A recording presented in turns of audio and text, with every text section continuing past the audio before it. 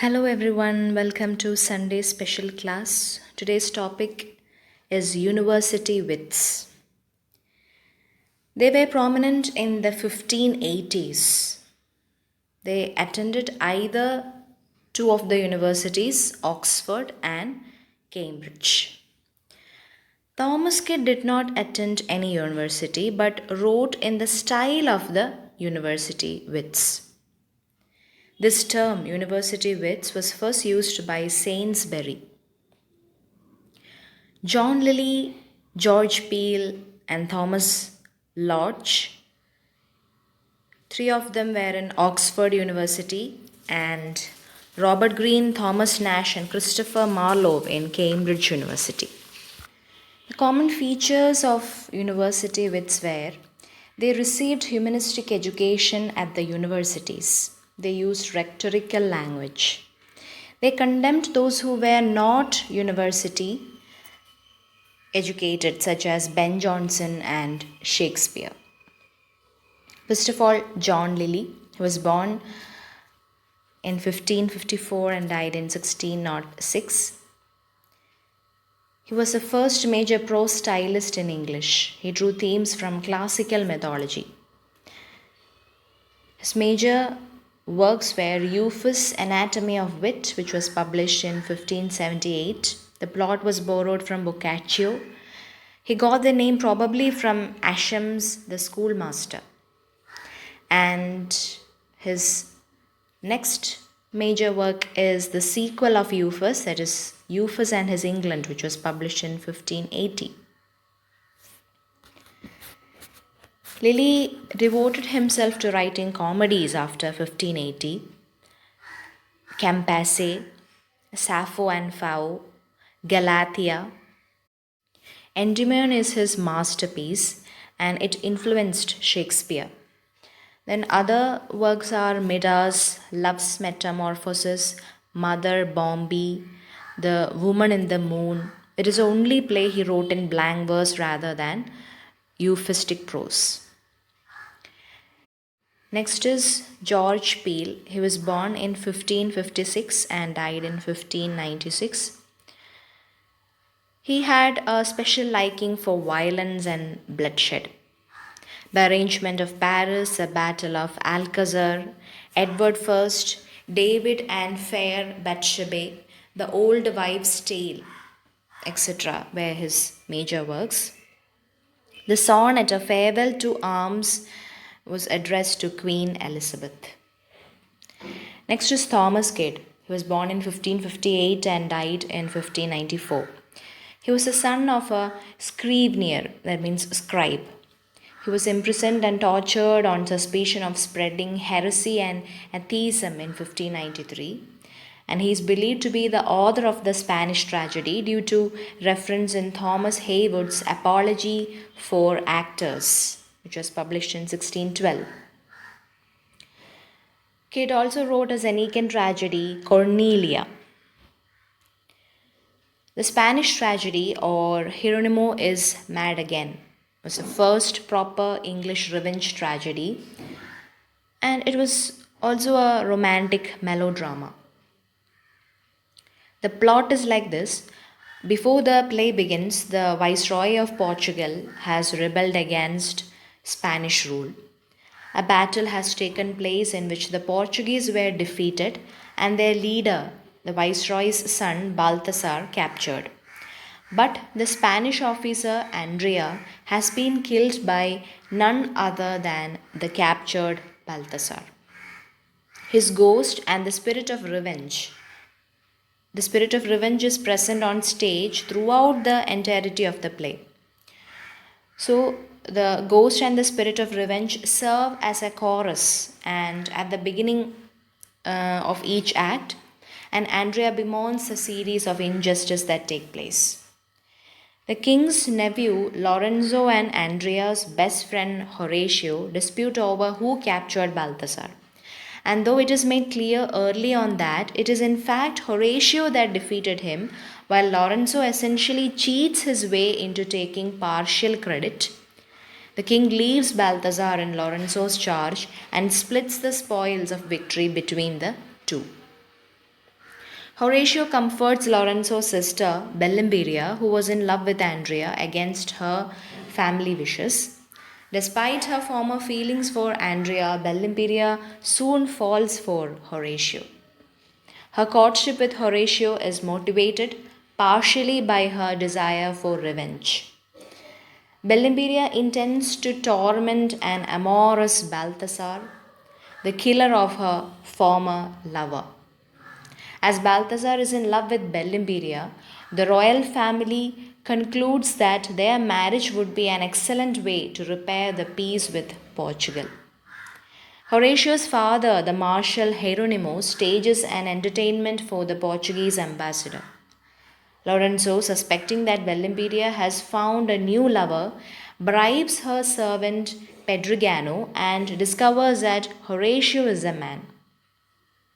He persuades Balthasar to help him murder Horatio during an um, assignation with Bellimberia. Hieronymo and his wife Isabella find the body of their son hanged and stabbed, and Isabella is driven mad.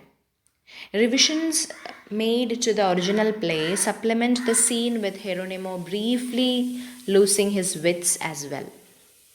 Lorenzo locks Bellimberia away, but she succeeds in sending Hieronymo a letter written in her own blood informing him that Lorenzo and Balthasar were Horatio's murderers. His questions and attempts to see Bellimberia convince Lorenzo that he knows something. Afraid that Balthasar's servant Cerberine has betrayed the plot, Lorenzo convinces Pedrigano to murder him, then arranges for Pedrigano's arrest in the hope of silencing him too. Hieronymo, appointed judge, sentences Pedrigano to death. Pedrigano expects Lorenzo to procure his pardon, and Lorenzo, having written a fake letter of pardon, lets him believe this write up until the hangman drops Pedrigano to his death.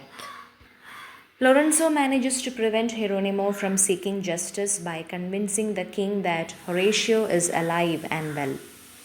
Furthermore, Lorenzo does not allow Hieronymo to see the king, claiming that he is too busy. This, combined with his wife's suicide, which happens just prior to Hieronymo's appeal to the king, pushes Hieronymo past his limit. He runs incoherently and digs at the ground with his dagger. Lorenzo goes on to tell his uncle, the king, that Hieronymo's odd behavior is due to his inability to deal with his son Horatio's newfound wealth, and he has gone mad with jealousy. Regaining his senses, Hieronymo, along with Bellimberia, feigns reconciliation with the murderers. The two plan to put on a play together, Solomon and Persida. Under cover of the play, they stab Lorenzo and Balthasar to death in front of the king, viceroy, and duke of the castle. Bellimberia kills herself, and Hieronymo tells his audience of his motive behind the murders. He then bites out his own tongue to prevent himself from talking under torture, after which he kills the duke and then himself. Andrea and revenge are satisfied, delivering suitable eternal punishments to the guilty parties. Next is Thomas Lodge. He was born in 1558 and died in 1625. He practiced medicine. He responded to Stephen Gossen's school of abuse with Defense of Poetry, Music and Stage Plays, which was published in 1580. An Alarm Against the Usurpers is another prose work which was published in 1584, and other works are The Devil Conjured, Wits Misery. It is a sermon on the 7 deadly sins. Then Rosalind. It was a most successful prose romance, and it is also the source for Shakespeare's As You Like It. Then A Fig for Momus, and his major romance is A Marguerite of America. His plays were The Wounds of Civil Wars, A Looking Glass for London and England, which was in collaboration with Greene. It is a biblical morality play. The next is Robert Greene. He was born in 1558 and died in 1592. He wrote prose works imitative of Euphus and Arcadia, which includes Pandosto. It is a source for Shakespeare's The Winter's Tale. He turned to playwriting towards the end of his career, and some of his major works are Menaphon, Mammalia, Alphonsus, King of Aragon, Friar Bacon, and Friar Bongay. It is the first successful romantic comedy in English. Then James IV, which is a forerunner of As You Like It and A Midsummer Night's Dream. He wrote an adaptation of Ariosto's Orlando Furioso. Next is Thomas Nash. He was born in 1567 and died in 1601. His major works were The Anatomy of Absurdity, which is a bold survey of contemporary writing. He wrote preface to Greene's Menaphon. And next is Perseus Penniless. He satirized Gabriel Harvey and his brothers. Then Christ, Tears Over Jerusalem. He collaborated with Ben Jonson in the satirical play The Isle of Dogs, which was published in 1597, for which they were persecuted. The Unfortunate Traveller, or The Life of Jack Wilton. It was the first picaresque novel in English, which was published in 1594. It is a dedicatory epistle to the Earl of Southampton. The rogue hero Jack Wilton's journey through Italy and Germany as page to Earl of Surrey can be seen on this work. It encounters numerous atrocities until he is converted to a better life. Okay, that's all for today. There is one more writer to be discussed, that is Christopher Marlowe. It's a detailed one, so we will continue it in next class, and we'll wind up this topic of university wits. Thank you.